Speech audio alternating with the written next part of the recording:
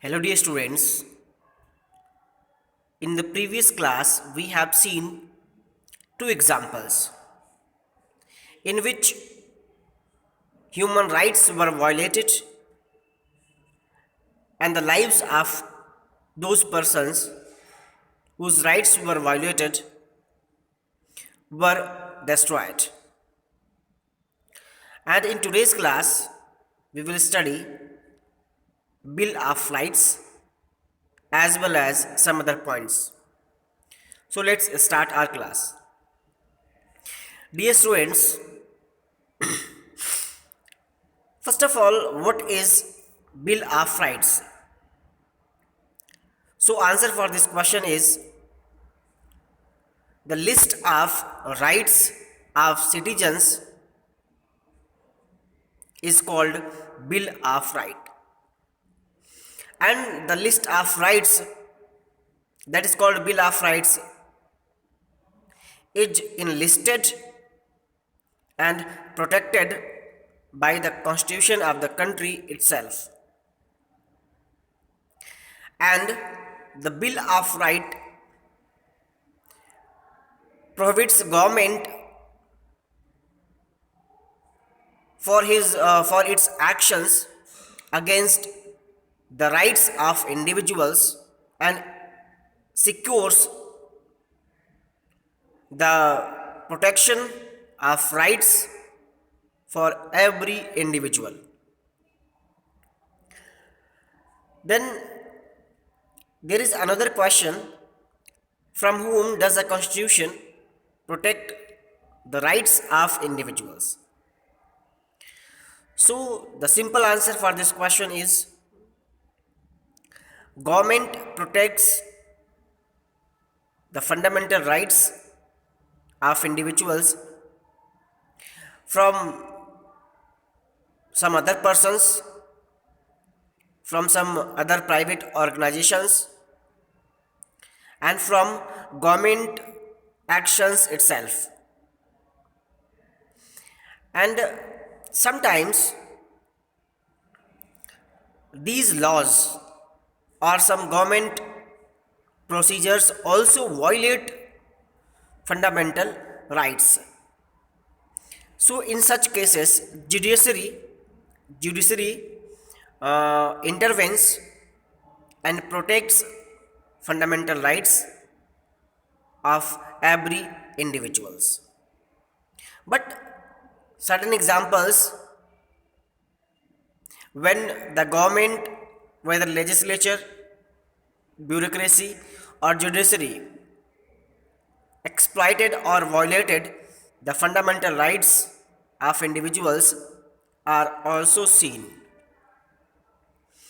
So, after Bill of Rights, now next point is fundamental rights in Indian Constitution. Dear students, as we know, at present, 6 fundamental rights are given to every citizen of India, and earlier the number of fundamental rights was 7. And one fundamental right to property, which was enlisted under Article 31, was abolished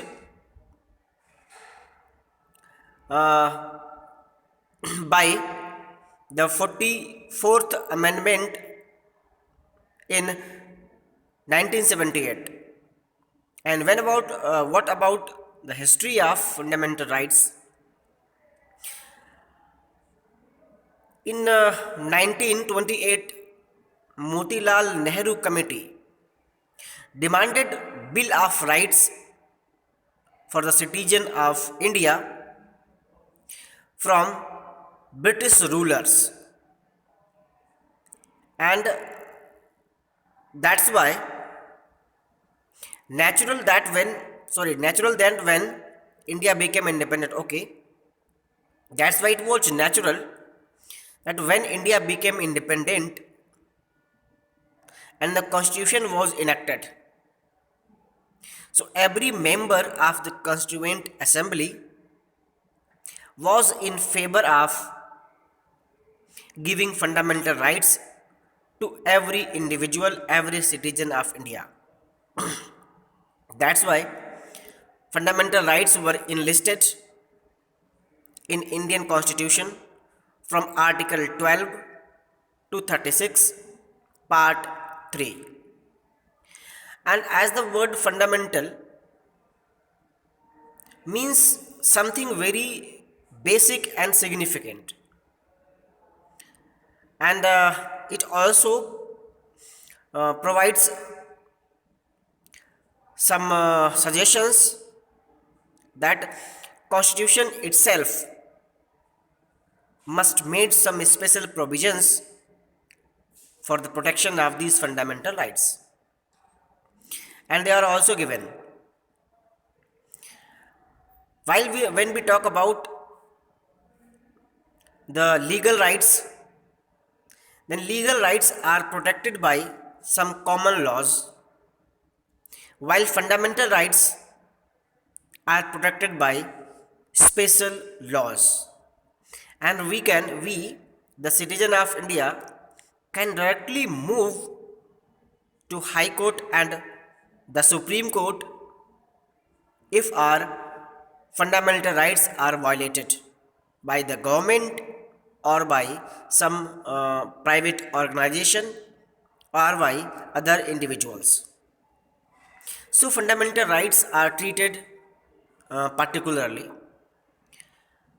and on the other hand, we see that legal rights can be amended by simple method, but the fundamental rights need a constitutional amendment for their amendments. That is why in 1978 the seventh fundamental right, that was right to property, when fundamental right to property was abolished, removed from the list, then 44th constitutional amendment was done. So fundamental rights can be altered only with the constitutional amendment, not by any other method. But these fundamental rights are not absolute. Government and states can limit these fundamental rights, can put some reasonable restrictions on the exercise of fundamental rights. So dear students, in today's class we studied the Bill of Rights and fundamental rights. In next class we will study right to equality. Till then, keep learning. If you have any doubt, you can ask your doubt through the comment box. And at last, thank you for watching this video.